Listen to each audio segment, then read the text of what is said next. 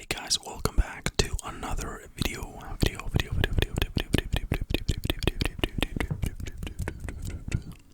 A lot of YouTubers do this. I'm not very good at that stuff, so I'm not gonna do it. But yeah, thank you for clicking on this video. Really do appreciate it. Hope you'll enjoy it. If you're a regular on here, then you know it's Reddit Ghost Story Friday, which is tradition around here that every Friday we read scary ghost stories from Reddit. So that's what's gonna happen. But before I start, I just want to say thank you guys so much for the support of my channel. Again, recently, every video upload between just one comment is support to me. So thank you so much, and it means the world to me. Every like and every comment, and just even a view, you know. So thank you guys so much, and don't ever feel like you have to comment, you know what I mean? Like, you don't have to comment at all. I totally understand. Like, when I watch YouTube videos, I rarely comment myself, you know what I mean? So it's no worries at all. Just you watching it means everything to me, so thank you guys so much. Yeah, let me see. I'll always have my phone here because imagine I could remember the entire stories in my head. That would be mental, but I'm not that smart. Okay, let's get into it. The first story is called I Witnessed Something with a Few Friends in the Woods 9 years ago that haunts me till this day. Me and some of my buddies used to go to this place called Profile Rock in Freetown, Massachusetts, late at night sometimes, 2, 3 in the morning even. One night during the summer, I go to Profile Rock with 3 of my friends at 2:30 a.m. just to mess about and explore. I think, like, boys, like, I can totally relate to this. You get into so much trouble when you're younger, you know, you explore like abandoned places and stuff like that. It's like, gee, well, we have a lot of fun though. Now, I didn't know this at the time, but Profile Rock in the area we were in is a part of an area called the Bridgewater Triangle, which is a site of alleged paranormal activities and also one of the most haunted areas in the state that I live in. Continuing on, we climbed Profile Rock itself and stayed on top of it for maybe 3 or 4 hours, and we all decided to leave. Now, as you're leaving Profile Rock, you have to go down this long patch that's about 2 miles long to get back to where we parked our car. 2 of my friends are walking about 20 or 30 feet in front of me and my other friend. Now, I'll never know why I turned around. Didn't have a feeling like someone was watching us. I just simply turned around because besides the moonlight shining through the trees in certain areas, we only had a cell phone flashlight to make our way around. I remember turning around and kind of seeing someone running at us from about 150 feet away, full speed. What threw me off wasn't that they were running at us, it was how they were running. You know how a zombie walks in horror movies, dragging one of its legs, almost limping? That's how this someone was running at us. At first I didn't say anything and possibly assumed it was one of my friends or someone that was already in there who got injured and needed assistance, until this someone made it to the area of the path where the moonlight reached through the trees and gave them some perspective. What I saw still chokes me up till this day. Have you ever seen a child try to draw a person? How they make a stick figure? Most of the time, that's exactly how this someone looked. I caught maybe a 10-second glance as it was running under the moonlight lit trees, but I saw no distinguishable facial features. English, guys, I love it. No eyes, no mouth, and no ears. Its arms and legs looked like that of an extremely malnourished person, only completely black, and it didn't look like skin or any type of clothing from what I could see. I almost can't even describe it, to be honest. You could blatantly tell it wasn't a mask or one of those Halloween blacked out suits. I recall calling out to my friend in a panicked voice who was walking with me, who was now maybe 10 foot ahead of myself. I shined my cell phone light on him as he was looking where I was, just looking, and I could tell right away from his facial expression that I wasn't seeing things. It was now maybe 40 feet away from us, if that, almost the same distance as our friend in front of us, and me and my friend friends in front of us shot around and asked what was wrong, and I replied, just run, and all four of us jetted for our car. I remember taking a glance back as we were running, and there was nothing there, even though whatever was chasing us would certainly be on our tails by now. We all hopped in the car, and my friend who was walking with me yells, "Dude, tell me you seen that. What the fuck was that?" I told him I seen the same thing, and I asked him to describe it to all of us what he saw, and he described it literally the exact thing, the same thing that I witnessed. By now, my other two friends are thinking we were joking around or messing with them. Until my friend who was walking with me swore on his father who has passed away not even a month ago that he is telling the truth. I was kind of frustrated, to be honest, because I couldn't believe my other two friends didn't see it as they turned around to question why we were running, but it doesn't matter now.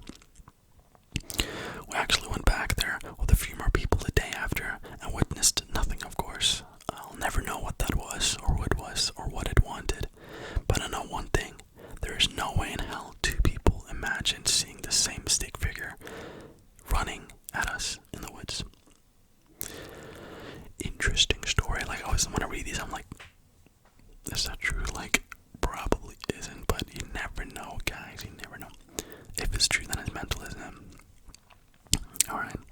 I tend to believe like ghost stories a bit more, which is like, oh yeah, that makes me sound super smart, but you know what I mean? Like, instead of like seeing a demon dog with 3 heads running at you with a ray gun or something, you know, it's ghost stories and like what's it called?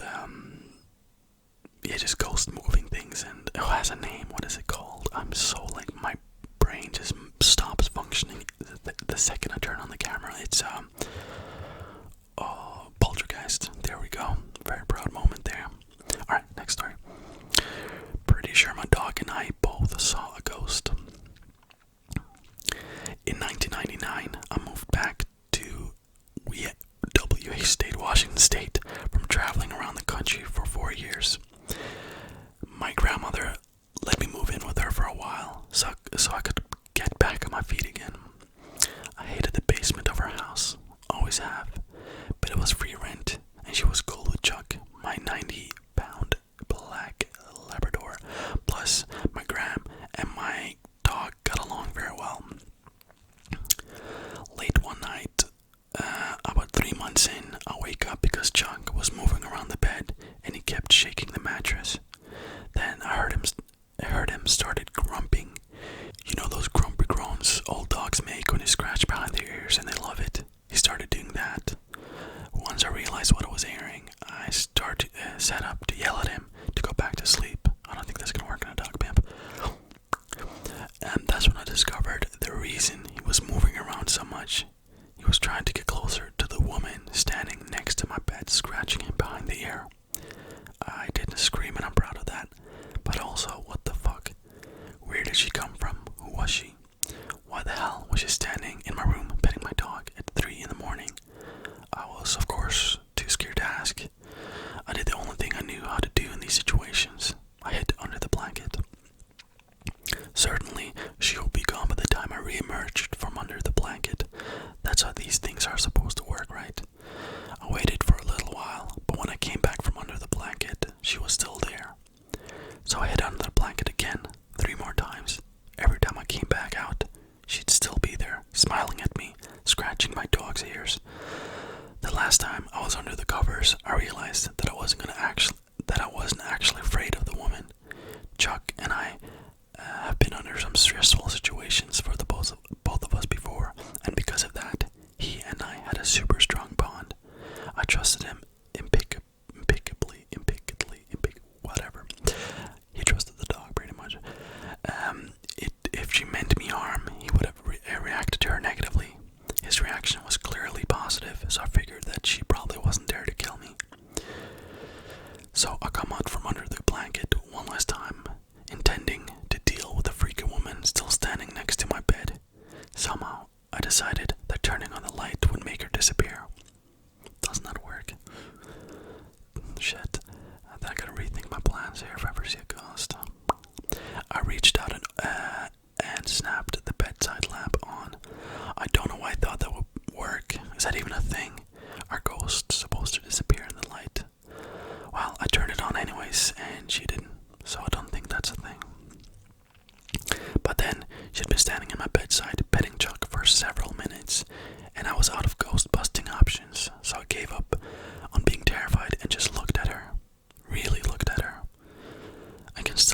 her right now in my mind, dressed up in a classy brown pantsuit with a cream colored blouse.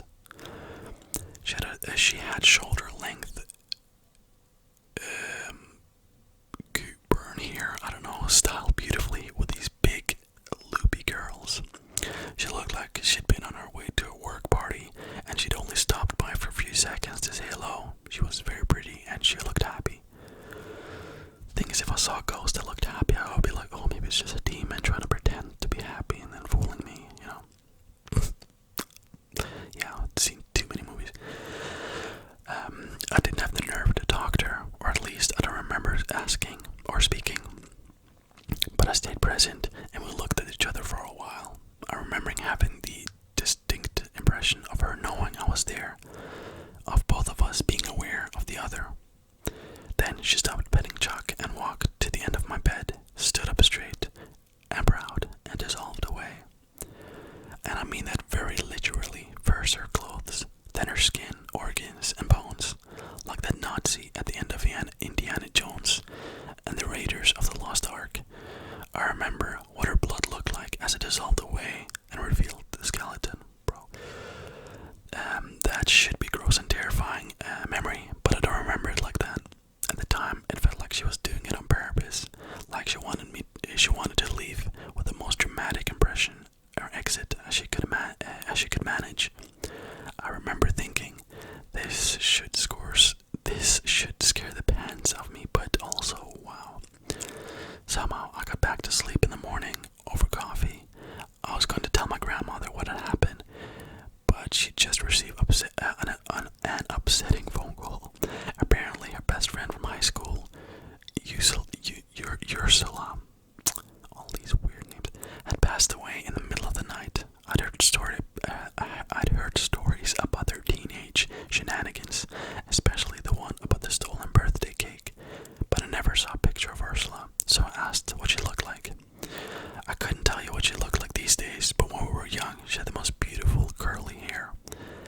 And that's not only the weird thing that happened in my grandmother's basement, but it remains the most vivid memory.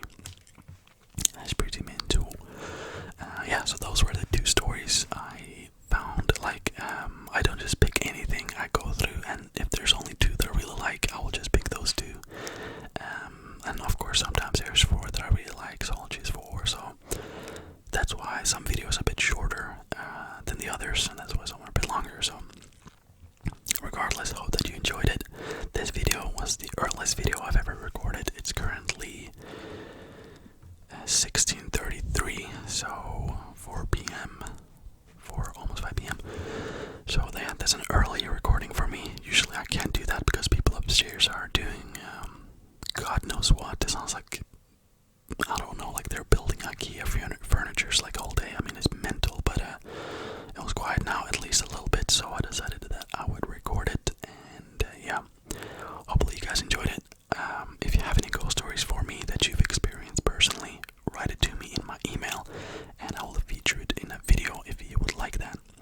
So yeah, anyways guys, sleep well, you guys are amazing, and if you're going through any stress right now, don't worry, we all go through it.